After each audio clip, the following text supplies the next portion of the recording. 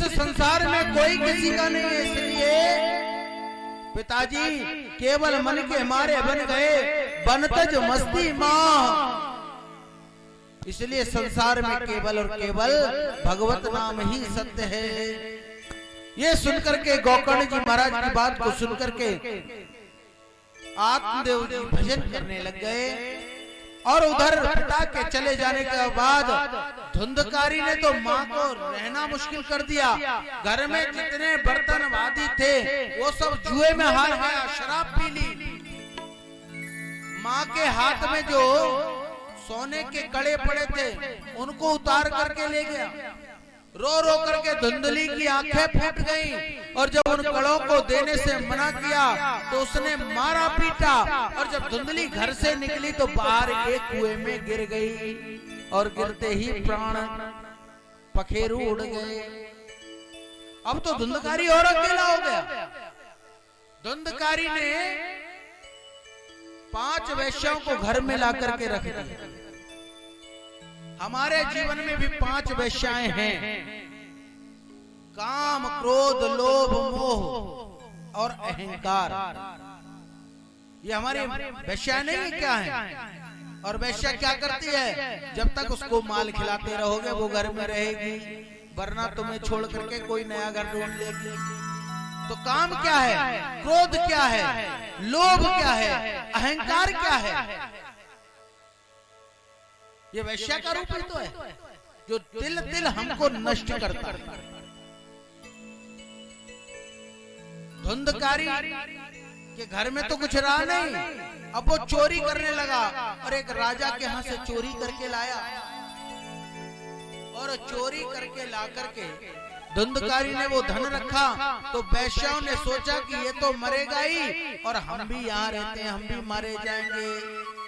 तो वैश्याओं ने क्या किया कि धुंधकारी को खूब शराब पिलाई और इतनी शराब पिलाई कि धुंधकारी अपना होश खो बैठा। उसकी मार लगाई और जब वो चिल्लाया तो उसके मुंह में जलते हुए अंगारे रख दिए। और महाराज, और जब वो अंगारे उसके मुंह में रखे तो उसके मुंह से आवाज निकलना बंद हो गई। और तब तक मारा जब तक कि उसके शरीर से प्राण पखेरु उड़ नहीं गए। महाराज,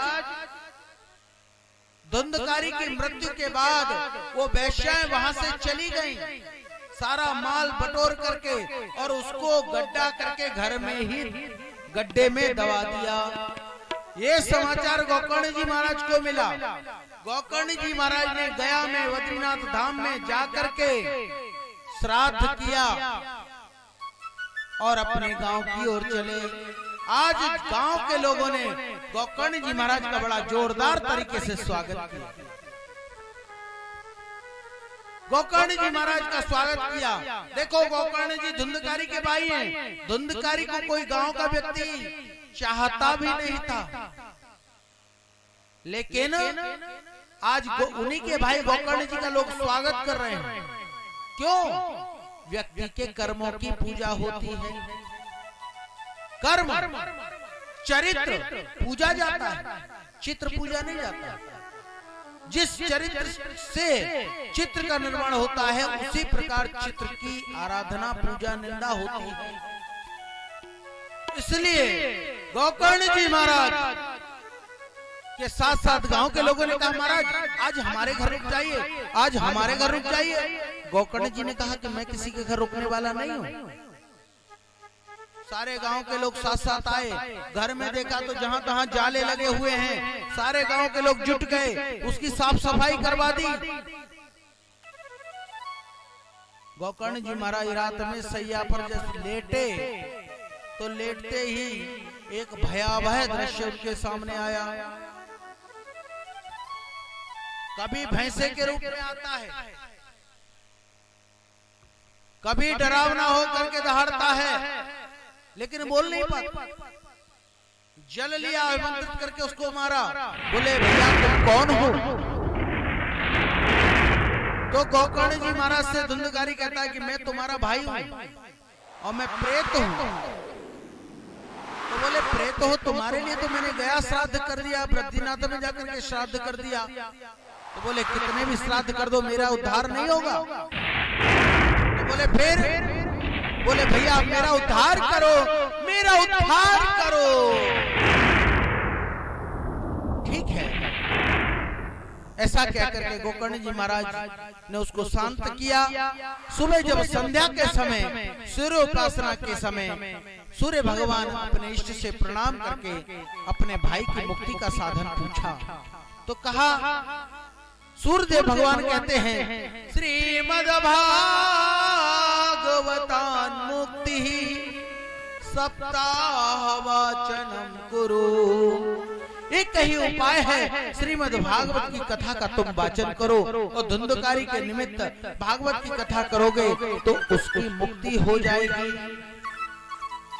अत्रैव वहवासन्ति श्रोतारो मम निर्मला। 7 दिन के बाद में विमान आया और वो धुंधकारी को अपने साथ बिठा करके ले जाने लगा। सारे गांव के लोग चिल्लाने लगे, अरे भैया आपने पक्षपात किया है, आप रोको रोको रोको। गोकर्ण जी ने कहा कि मैंने क्या पक्षपात किया है? बोले आपने कथा कही, हम सब लोगों ने कथा को सुना, लेकिन विमान आया केवल धुंधकारी के लिए। तो कहा, गोकर्ण जी महाराज ने देवदूतों से पूछा कि भैया कथा तो सबने सुनी है, तो विमान आना चाहिए तो सबके लिए आना चाहिए, केवल और केवल धुंधकारी के लिए क्यों आया? तो कहा कि भैया श्रवणस्य भेदेन, कि श्रवण के भेद एक कक्षा में बहुत से विद्यार्थी पढ़ते हैं, लेकिन कोई डॉक्टर बनता है, कोई वकील बनता है, कोई फौजी बनता है, कोई कारीगर बनता है? क्या सब ही डॉक्टर बन जाते हैं? और कोई कोई तो खेत में मजदूरी करता है। कक्षा एक, विद्यार्थी एक ही कक्षा के, और अध्यापक पढ़ाने वाला एक, पढ़ाने का तरीका एक, लेकिन पढ़ने वालों की प्रतिभाएं अलग अलग। तो जो जितना पढ़ता है वो उतना उसको प्राप्त होता है। बोले मतलब?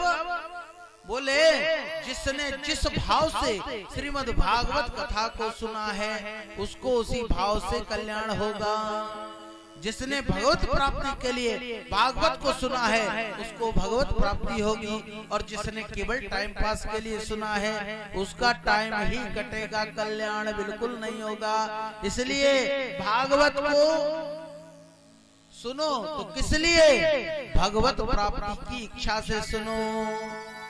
श्री कृष्ण गोविंद हरे मुरारी, हे नाथ नारायण वासुदेव। श्री कृष्ण गोविंद हरे मुरारी, हे नाथ नारायण वासुदेव।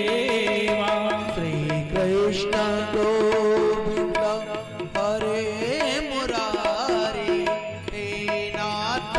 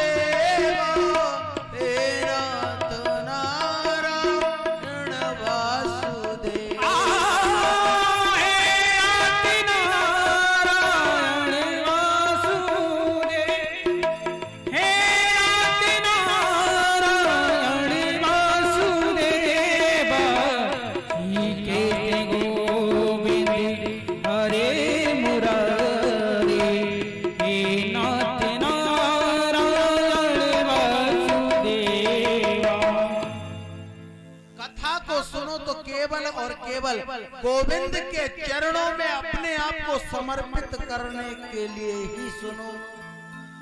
उसके बाद 200 वर्ष के बाद गोकर्ण जी महाराज ने पुनः कथा का आयोजन किया तो सबके लिए विमान आया। ये कथा जब भक्ति महारानी ने सुनी